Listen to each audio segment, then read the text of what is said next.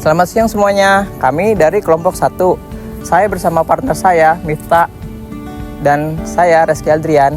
Kami saat ini sedang berada di Museum Monumen Pancasila.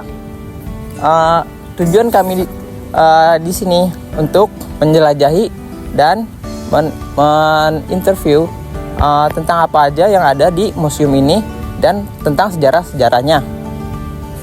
Mari kita ikuti semua, simak baik-baik ya video ini. Kami saat ini sedang berada di dekat sumur maut. Ayo, mari kita lihat apa aja yang ada di dalam sumur maut.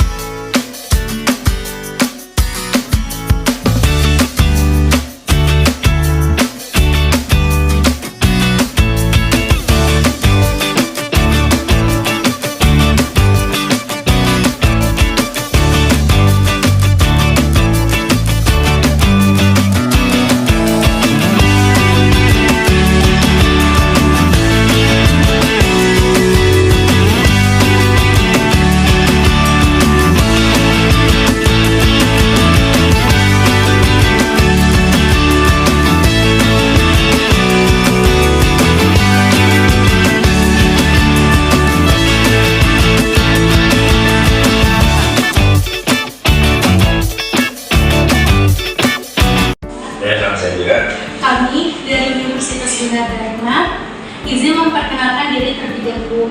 Nama saya Raisa Rinati dan partner saya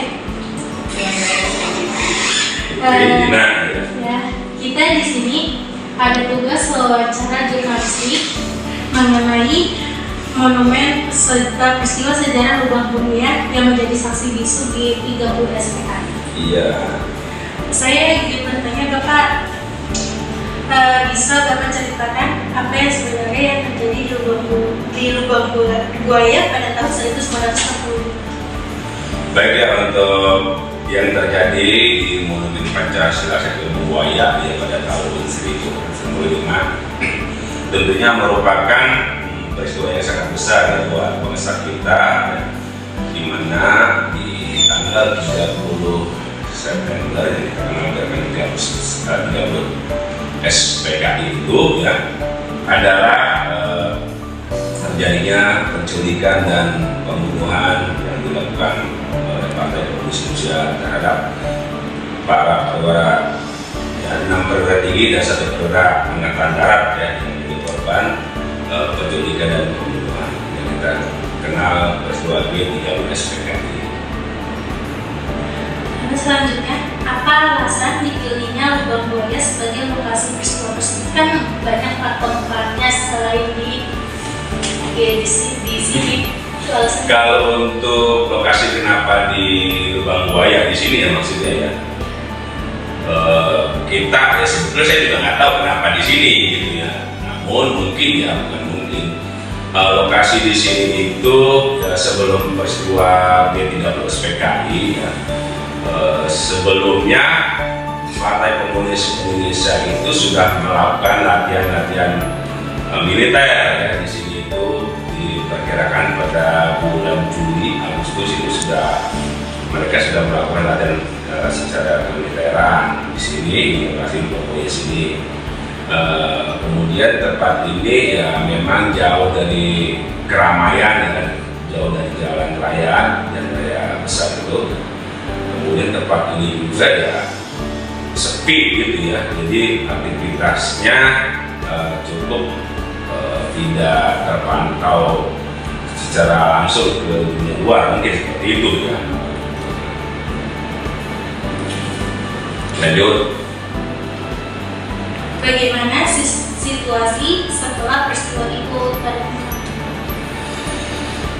Situasi keamanan dan ketertiban setelah terjadinya peristiwa G30 SPKI ya, di tiap daerah itu ya.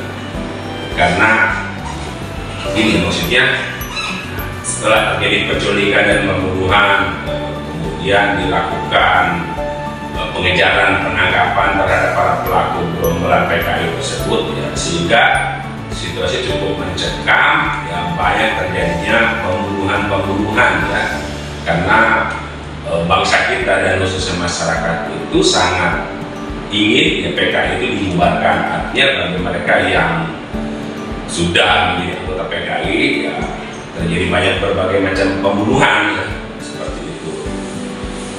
Terus pertanyaan terakhir, apa pesan Bapak untuk generasi muda agar bisa belajar dari sejarah?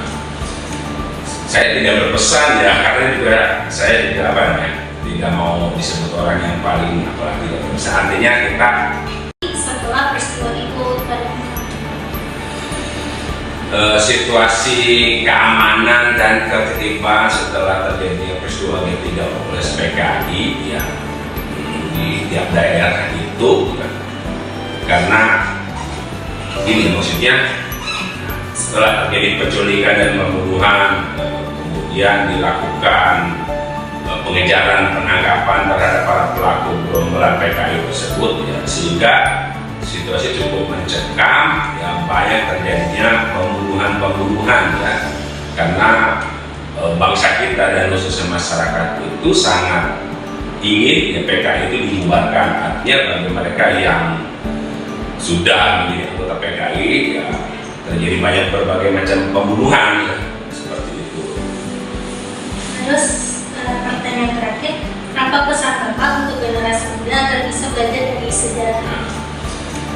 Saya tidak berpesan ya, karena juga saya juga tidak mau disebut orang yang paling apalagi tidak berpesan. Artinya kita hanya mengajak gitu ya, kita mencintai sejarah kita ya, kita mencintai sejarah kita supaya kita lebih tahu tentang sejarah dan kita jadikan sejarah itu sebagai pelajaran buat kita ke depannya. Jangan sampai peristiwa khususnya semacam ini itu terjadi di masa mendatang. Ya. Kali ini kita ada di posko komando. Pada tanggal 1 Oktober 1965, rumah ini berfungsi sebagai penampung pahlawan revolusi yang sudah diculik oleh para pelaku pemberontakan PKI. Mari kita lihat apa aja di dalamnya.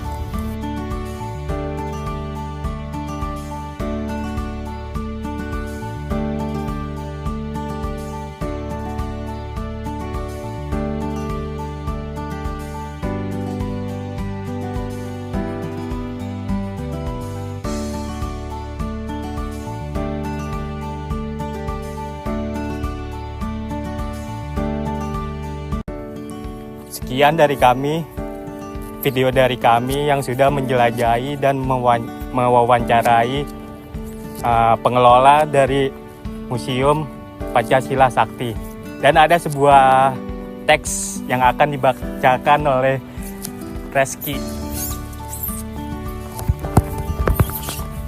Ya, teks ini adalah teks Pancasila yang kalian sudah ketahui. Yang pertama itu berbunyi ketuhanan yang Maha Esa, yang kedua kemanusiaan yang adil dan beradab, 3 persatuan Indonesia, dan 4 kerakyatan yang dipimpin oleh hikmat kebijaksanaan dalam permusyawaratan dan perwakilan, dan yang terakhir yang kelima adalah keadilan sosial bagi seluruh rakyat Indonesia. Sekian, terima kasih.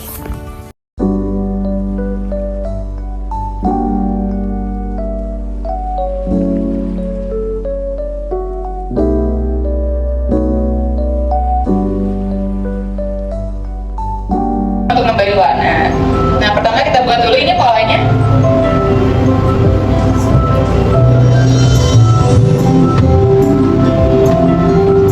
Nah, ditutuplah bagian yang tidak mau terkena warna. Kebetulan ini ada 3 warna videonya, jadi tutup bagian yang tidak mau terkena warna pertama.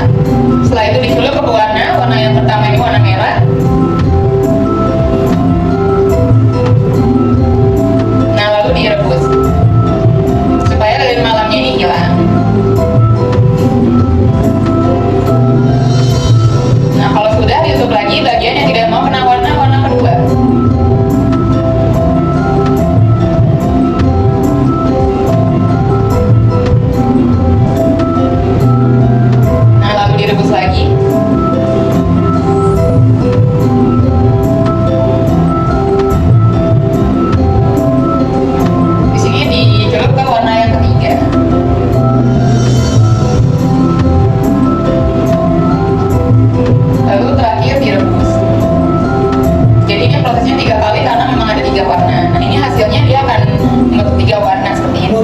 Lampran.